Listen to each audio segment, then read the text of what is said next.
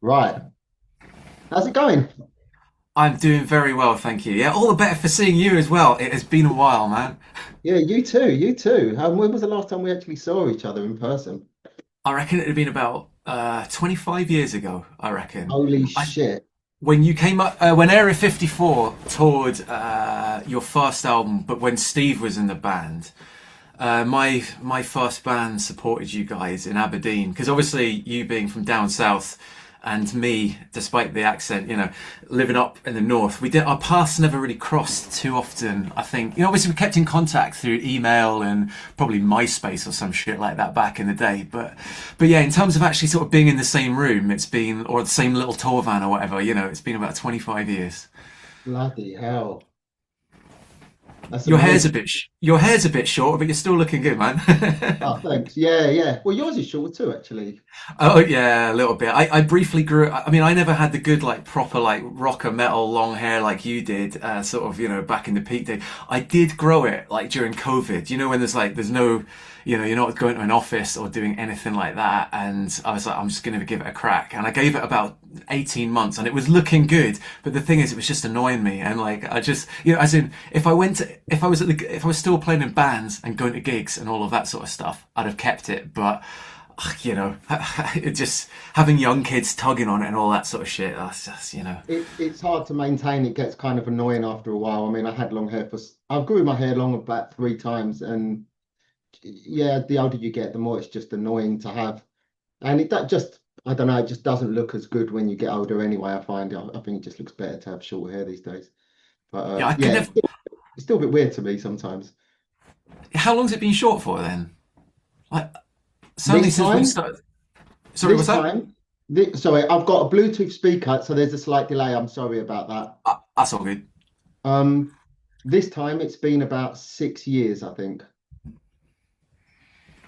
So well, I think this is one of those things though. Like if you're going to gigs and playing in bands and doing that sort of lifestyle, you want to keep the old. The long hair for that, but once it becomes like a maintenance thing, yeah, I get where you're from. Yeah, yeah. I mean, like, I liked having a big image back then, and then after I went and done that kind of, they were kind of glammy, but once I joined them, I made them a bit more modern rock. But I had like quite an image then and all that, and it was fun, and it's part of me. Like I didn't feel like I was wearing a costume, but just as time goes on, I don't know.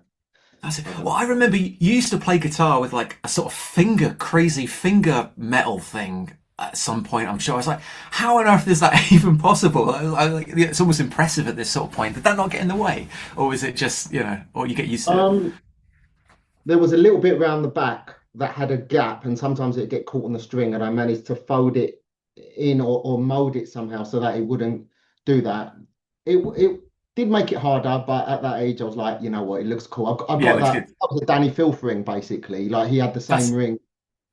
that's what I figured it was. It looked like a Danny Filth influence, except obviously he's just got to hold a microphone as opposed to actually like play Yeah, guitar at the same time.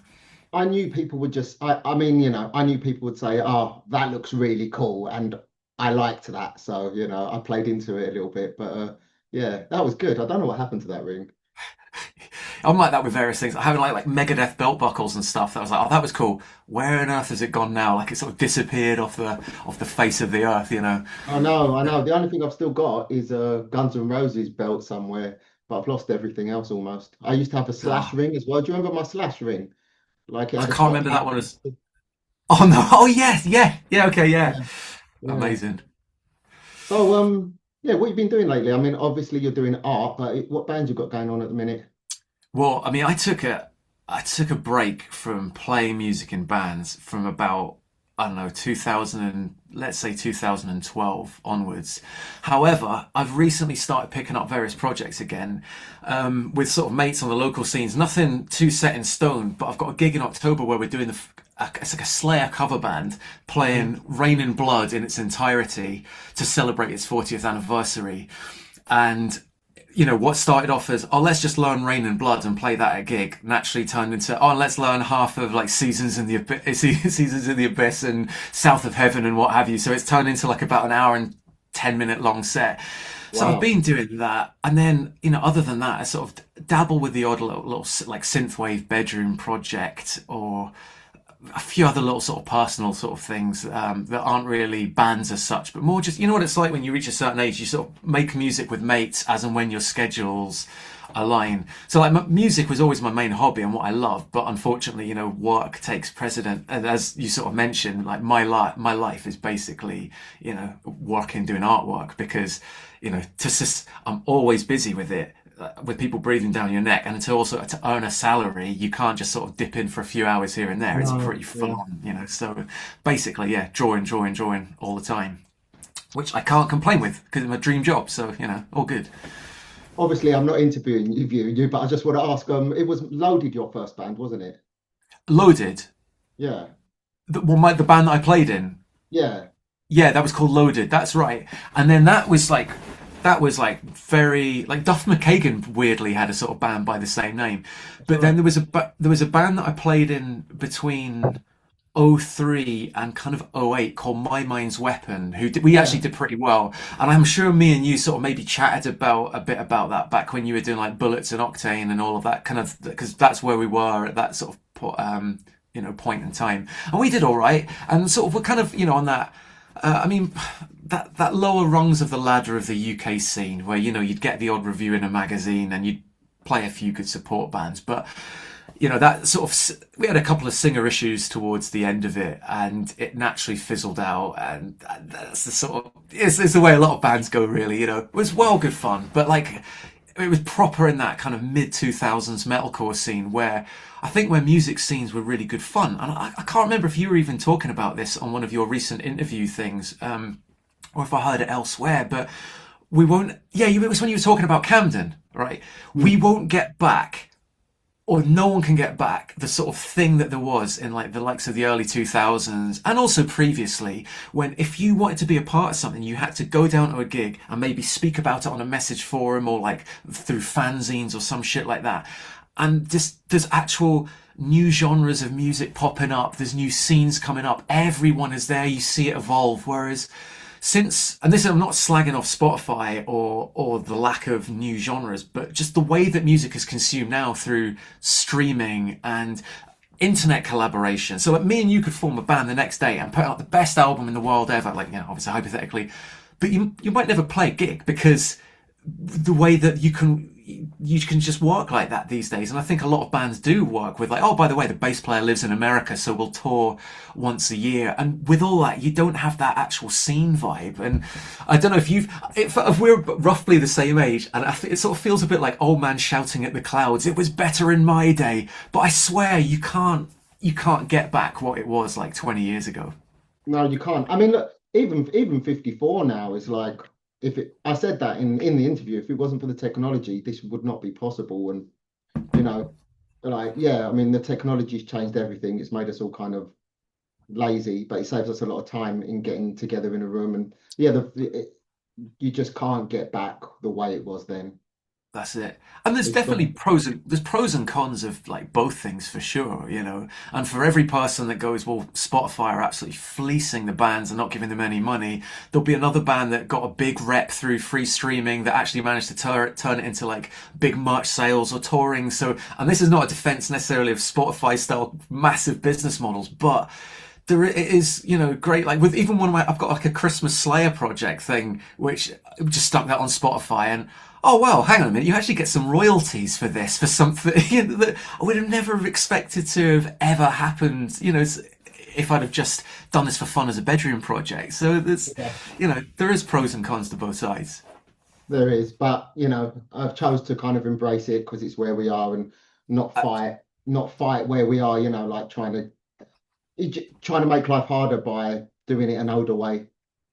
Absolutely. Yeah, and I think for sort of most of us who you do it primarily for the love, like I'm sure the first time you picked up a guitar was probably because, without putting words in your mouth, it's like you like Slash and Dave Mustaine and that, and you're not going, oh, you know what I want to do? Make loads of money. I better Yeah. learn a guitar. I better play a guitar so I can be in a band to earn money. Like we primarily do this for the love of it, and I think like that, you're absolutely right. You adapt to the times, and it might be shitty in some way, but fucking hell, I mean, sorry, like however many years ago, record labels were absolutely rinsing bands left, right, and centre. And if you look at all the boy bands that existed, I mean, obviously that's not necessarily our thing, but they would be selling millions of tickets and making millions of money, but they saw hardly any of that because it was No.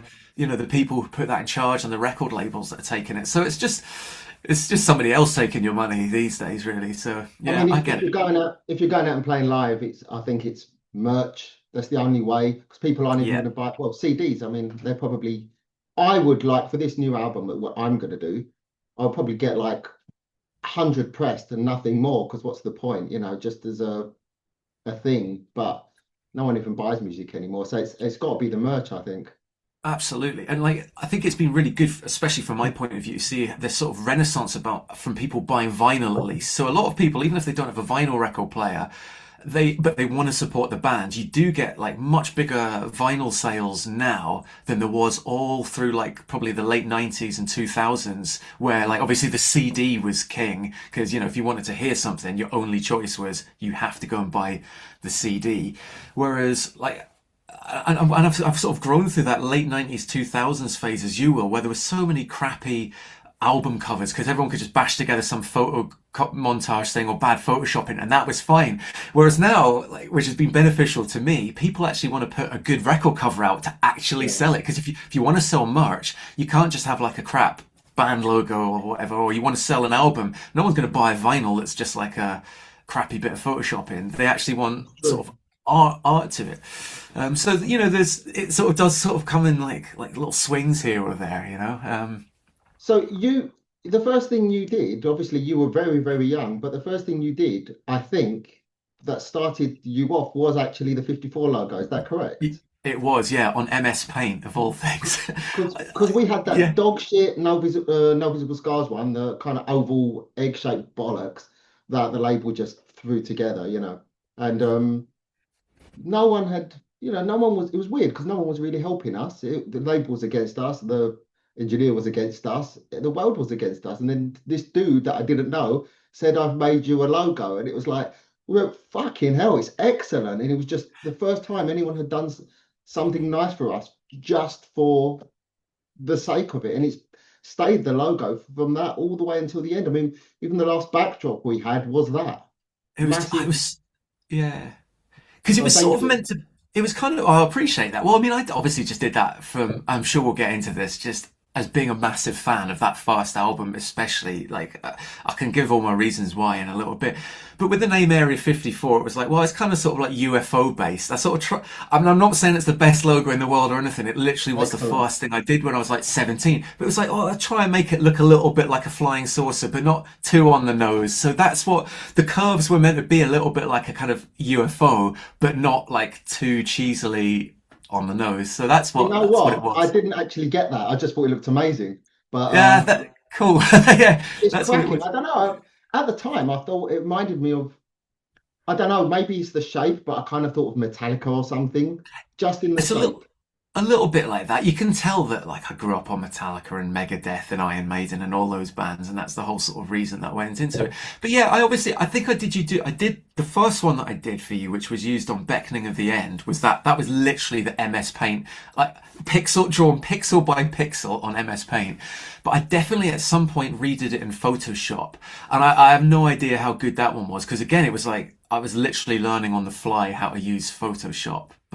I think I've But yeah, got I like remember. a high, sorry, sorry. Yeah, no, yeah, I was. No, it's probably keep speaking about the logo there. It's like, yeah, it might have had a bit of lightning on it and was a bit higher res rather than one that literally looks good at 200 pixels or something. So if you've got that, that would be good because I mean, that would have been long lost from my archives.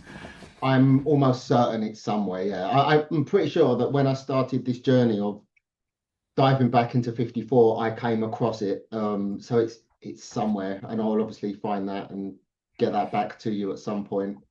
Yeah, But that oh well, it would be great just to see it out of interest because that would have long since died on my like old Dell laptop that hasn't been alive for probably like 25 years or something like that. So yeah. did you also? I feel I might be wrong, but did you also cover You See the Light once at a Yeah, show? yeah, we did. Yeah, and we did it when we supported you guys. So pretty much all of this starts from the song "You See the Light" was on a Metal Hammer sampler, Mm, and yeah. instantly I loved it because it came out in what 2000, and sort of, you know, I grew up in the early to mid 90s on like classic thrash death metal, you know, all the classic bands from Cannibal Corpse to Metallica, Megadeth, Maiden, Guns N' Roses, yada yada yada. And I like guitar solos and guitar harmonies, and you know the stuff that Carcass were doing and the stuff that Maiden were doing. And then new metal came along, and Yeah, I like a bit of new metal. It reminds me of like some of the best, most fun times of my life being a student. But the thing is, musically, it wasn't what I wanted to do. And my first band, who don't get me wrong, we were really bad. We were just like kids playing badly in a garage, but we aspired to be like Metallica and like Maiden and Megadeth. And then all of a sudden, you guys come along with this song that starts off like with a guitar solo to start a song, and then there's a bridge, there's guitar harmonies, and there's some more solos. And I was like, there's a new band doing not what everyone else is doing that I love. And I went straight out, bought the album, you know, loved it instantly. And yeah, we covered You See the Light because it was like, well, let's cover all our favourite songs, or like songs that we could just about play. So you do stuff like For Whom the Bell Tolls and A Tout Le Monde and probably like a few other songs. And then amongst all these, and I mean this with literally no disrespect, amongst these global superstars of bands, there was like, you know, like the sort of like We Will Rock You greatest hits. There was You See the Light by Area 54. And I remember when we sort of got that gig with you guys, I said, you know, nervously bumped into you at the start. I was like, do you mind if we cover this? And you were like, yeah, yeah, yeah, but we're not going to do it. And I was like, no, you've got to play You See the Light in it as well. So we played it as the opening band, and then you guys also played that at the same set, which was, yeah, well funny. yeah, I remember that. That was really cool. That was really, really cool. And obviously, it's really flattering that when people do that. I So tell you thank what, you again. oh man, pleasure, because I've got that on CD, right, somewhere in my, like downstairs from my first band's demo. I haven't listened to it since it was recorded in about 2002, and it was like a live demo. It might be absolute, no, it will be terrible, but I'll try and burn it onto sort of things and send it to you just for posterity, and we can all have a good laugh at, like, you know, a very young green band sort of giving it a crack. But I'm yeah, sure man, it's not. that, I'm sure it's not as sorry. bad as you think.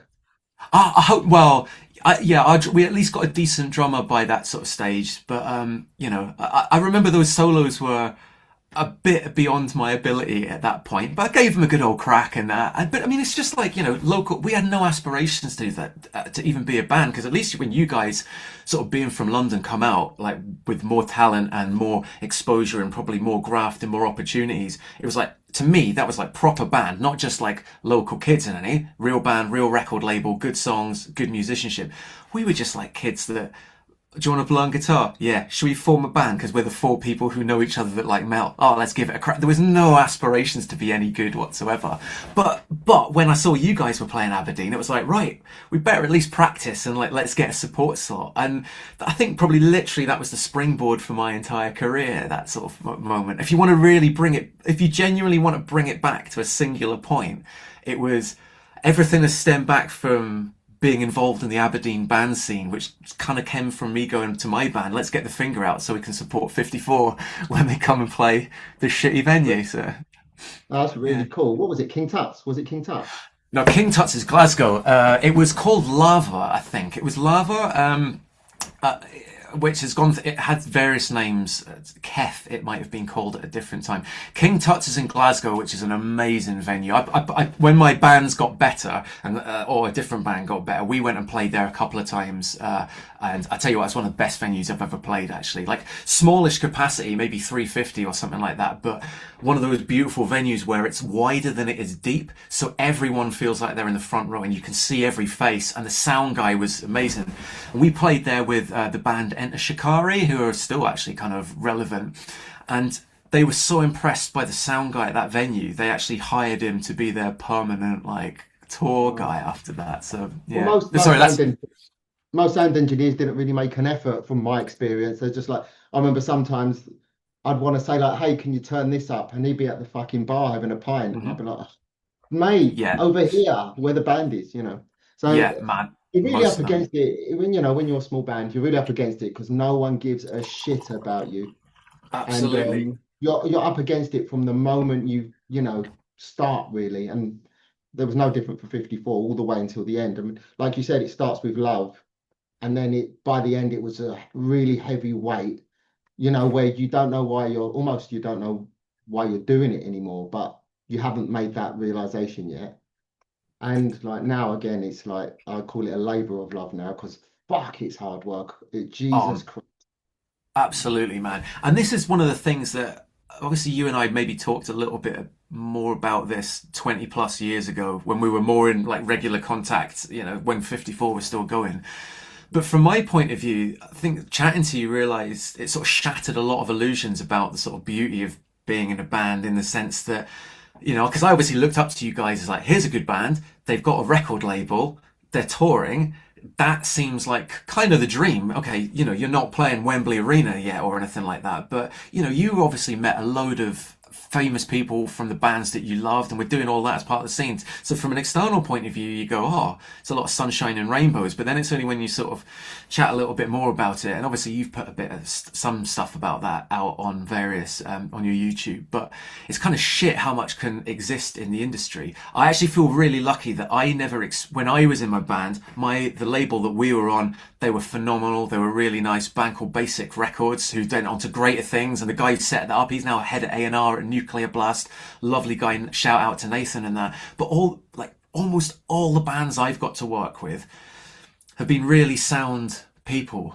But I kind of want to I feel a little bit if it's like that, decent people can find each other just by loving the same things. And if what you do comes from a place of actually loving stuff and doing it for the right reasons, you just need that little bit of luck along the way to not get like absolutely shafted by like the daghorns of this world. And, you know, Yeah, and, and obviously 54 in that situation, that could have gone one of two, that could have easily gone another way. Like just dependent on, I mean, because I know you've got gripes about the production of the first album.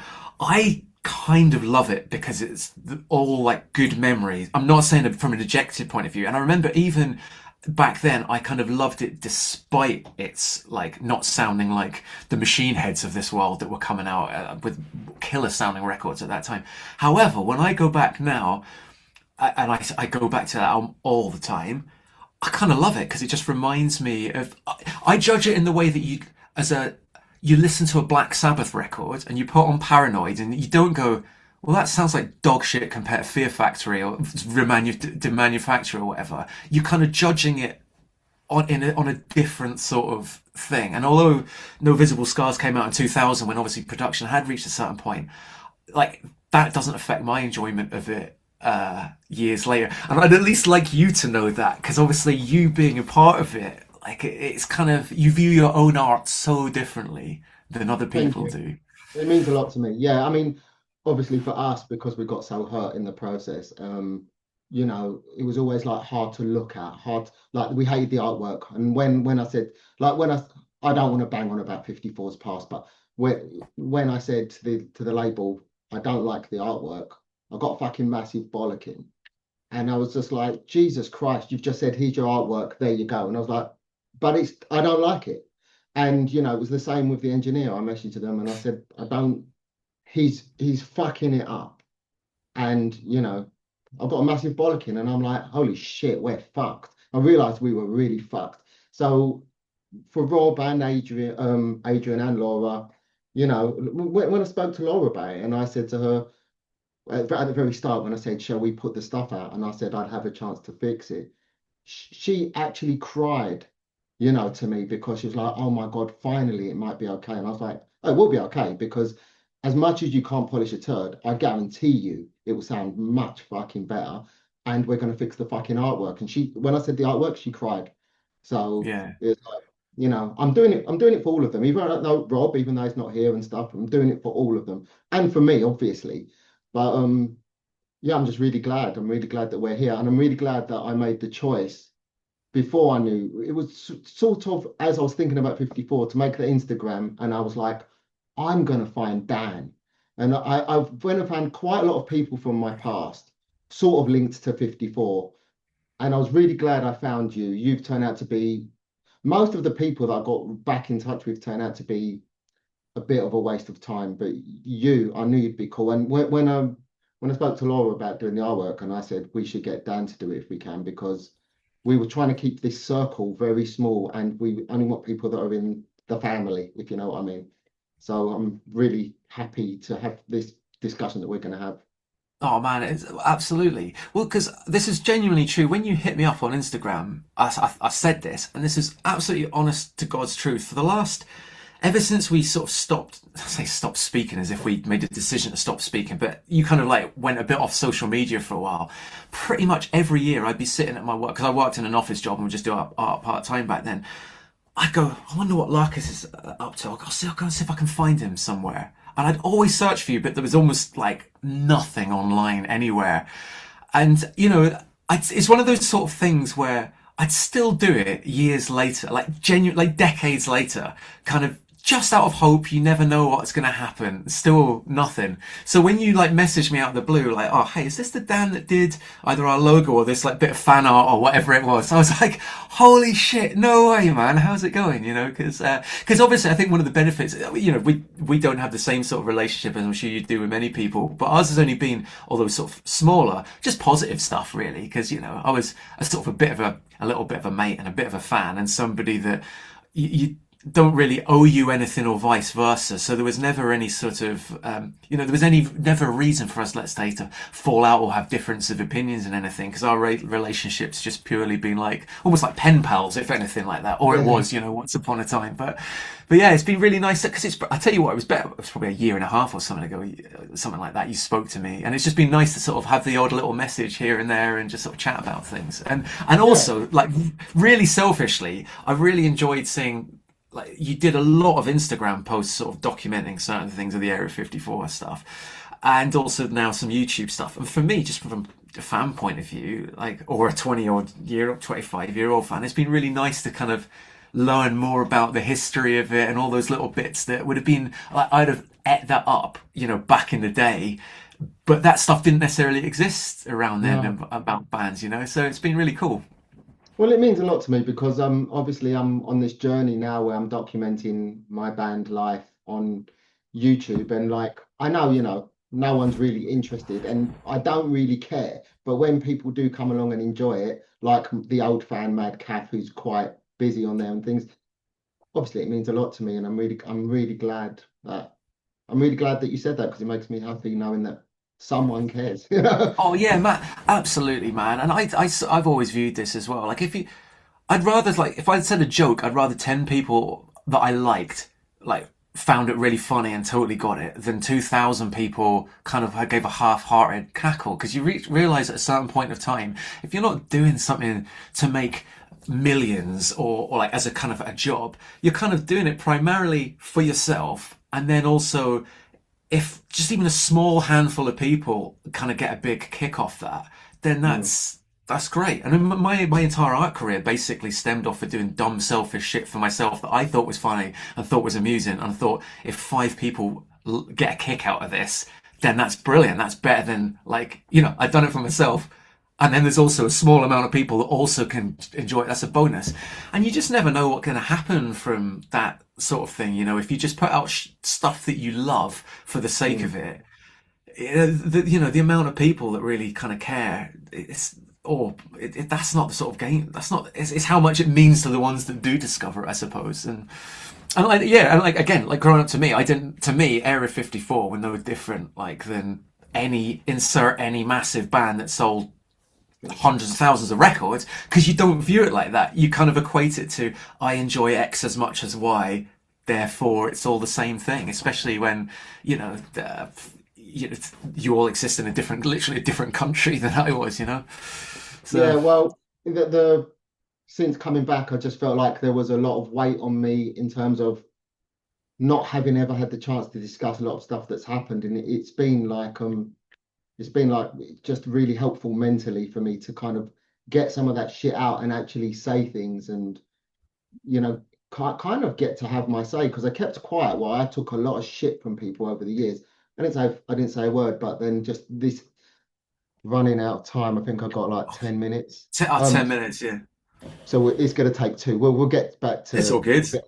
Um, yeah, I think once I realised I kept quiet for so long, and then once I realized I was coming back, I thought I'm gonna have my fucking say now because I took so much shit because he's always the front man and all that kind of crap. And you're like, or whatever fucking shit it was. And I just thought, you know what? I've been quiet and quite stoic about the whole thing, but it's getting tiring now. And it's been good for my mental health to finally have a say. And just for myself, I was going to say it must be quite cathartic as well in that sense, really, isn't it? Like kind of things that sort of things that you bottled up and, like you say, you couldn't say. Because I do appreciate it as well, especially when it comes to things like record labels and people in the industry. You don't want to get blacklisted, sued, and all of that sort of bollocks that you can't say things out loud. Whereas I'm sure enough after certain time passes, things like that can you know, change, especially when the daghorns of this world says without bringing back an absolute like cartoon Disney villain fucks off to Barbados and like gets involved in all sorts of shit. It's like he's a free for all, and he's for decades, for years he's been a free for all. But again, I appreciate that when scenes are still when Rising Records and all the bollocks that he did was still a thing, those people still have got the power, and you can't speak out about them like as publicly for fear of like the backlash or getting taken to court or whatever. So yeah, yeah, you have to I'm be sure. careful for sure. Yeah, but I mean, like, yeah, I mean, like No Visible Scars when it come out and we got all those really shitty reviews, and in my mind I was thinking, but it's not my fault. I agree, there's a problem with it, but I was like, it's not my fault. And you said you just have to internalize it, but I don't really have to now. And especially because 54 is not trying to like make it now and all that bollocks. I can say what the fuck I want, and if nobody likes it, it's like, okay, Yeah, nothing to do absolutely. with me. I'm just telling the truth. I also wonder. Like, I mean, I don't remember No Visible Scars getting a bad reviews. I think possibly I only remember the Metal Hammer review, and I'm sure that was all right. I don't think Beckoning the End was quite as generous. But also, you were unfortunately a little bit before your time when the likes of the Bullet for My Valentines and Triviums of this world brought back metal solos and harmony and Avenged Sevenfold and stuff like that.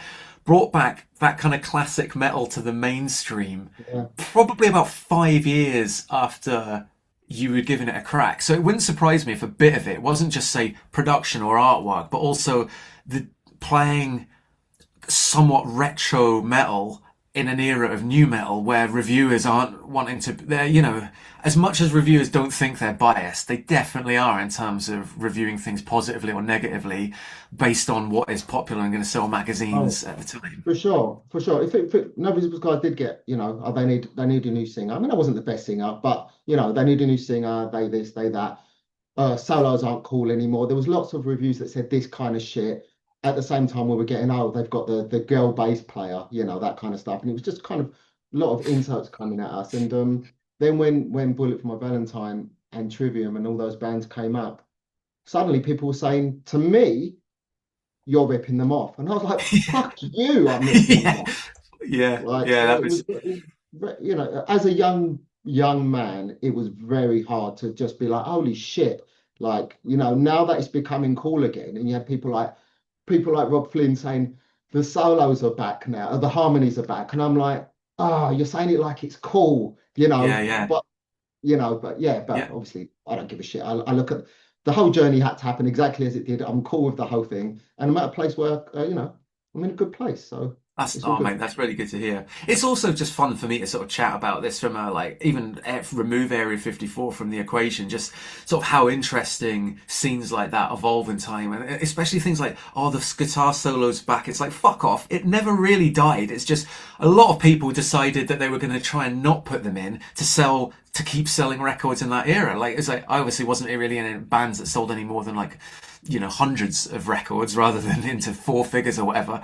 But we were still playing solos, and even when my band was more in the metalcore thing, it wasn't to join a kind of bandwagon, and there were still loads of guitar solos and loads of guitar harmonies in it. And it's like, people were doing that, it's just those bands weren't necessarily as popular in the mainstream. But yeah, I mean, I was at least delighted, like, I think it was a good thing, like, in the wider scheme of things, for these bands to to bring back the, like, solos and harmonies and musicianship and that, because as much as there's pros and cons of new metal, when kind of anybody can be in a band and go dun, dun, dun, dun, dun, dun, like open one, and like it was nice to see actual I'm not sort of gatekeeping musicianship or anything, but it was nice when you watch a band and you don't think, shit, I couldn't do that. That's amazing. That makes me feel something.